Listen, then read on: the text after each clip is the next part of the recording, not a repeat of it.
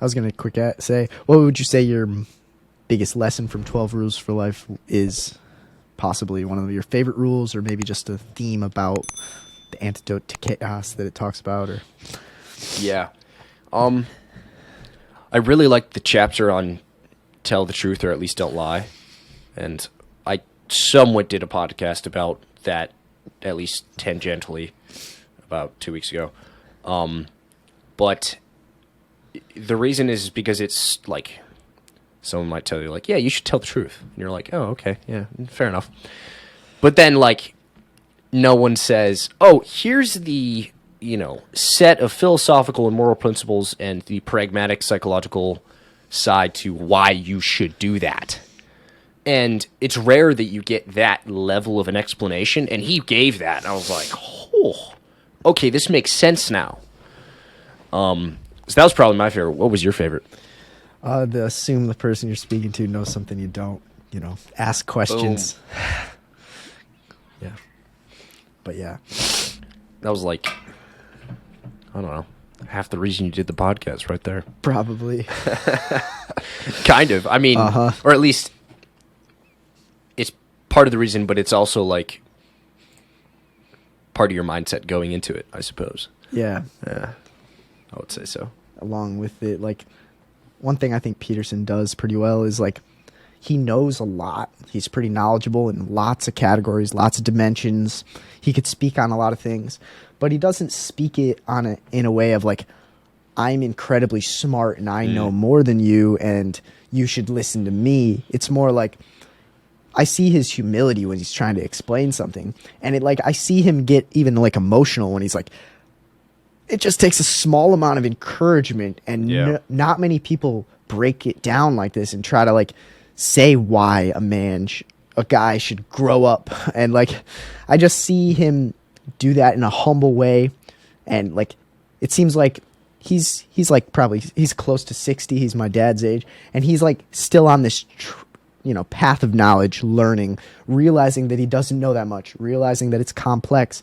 And, like, for me to see someone that's, like, incredibly smart from my view, that knows a ton, and he's still willing to say it's incredibly complicated, I only know a small sliver, there's still so much more out there that I haven't learned yet. And, like, hearing that was like, it, like, put things into perspective. Like, wow, Harley, you at 19, you think you know so much, you got to just simmer down and realize that you don't know much. And, it goes back to that Bible verse, the fear of the Lord is the beginning of wisdom. Once you realize you don't know very much, you actually become more wise afterwards, because I'm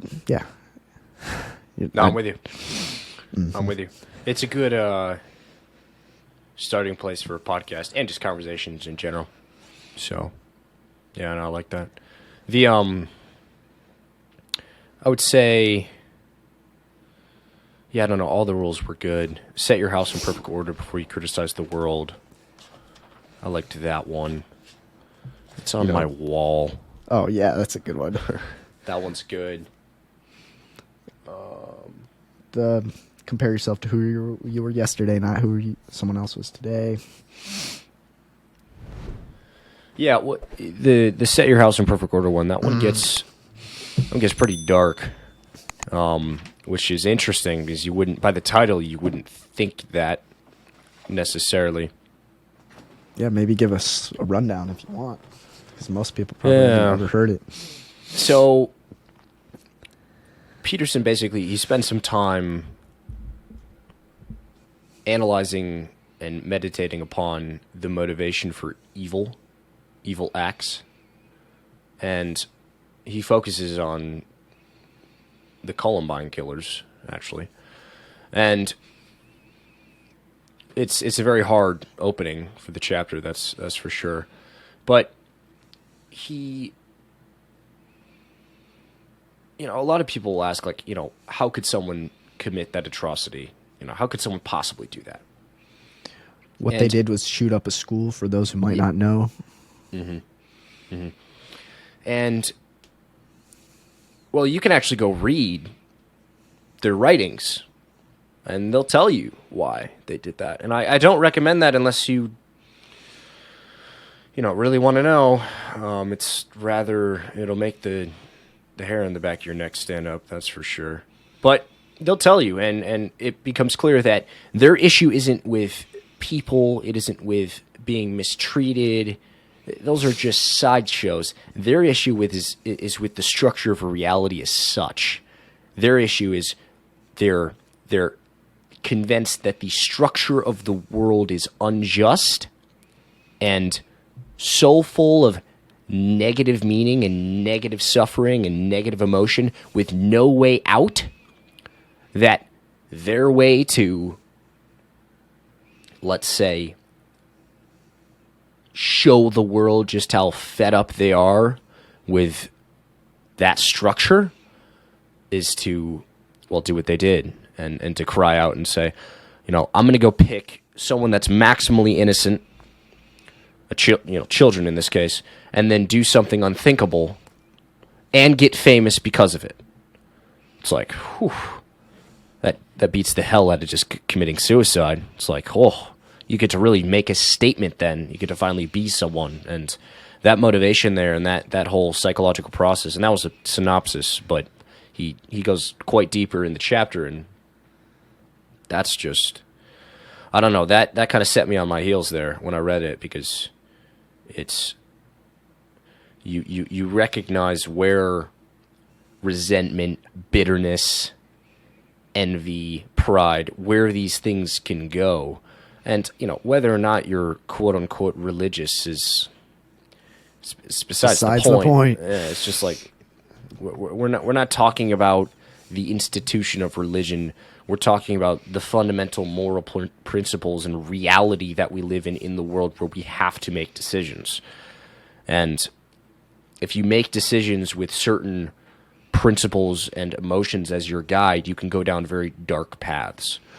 So Cain-like paths. Yeah. So, yeah, that chapter, that was a brutal one. And then he proceeds to talk about how, you should be very careful before criticizing the world if you can't, get your own house in order, your own life in order, and maybe you should work on yourself. And maybe the best way to improve the world is to work on yourself before you assume that you can go change the world. And it's also kind of a chapter to push back on the negative aspect of young people in assuming that they have a mission and responsibility to fundamentally change reality, and that they're smart enough to do so. Smarter than God, in a sense, or like resentful towards God, angry at the world. Yeah, that'd be the extreme case, but yeah. Sure. So, anyway, the chapter's way better than my synopsis, but it was meaningful to me, and I know it was to you, but particularly me.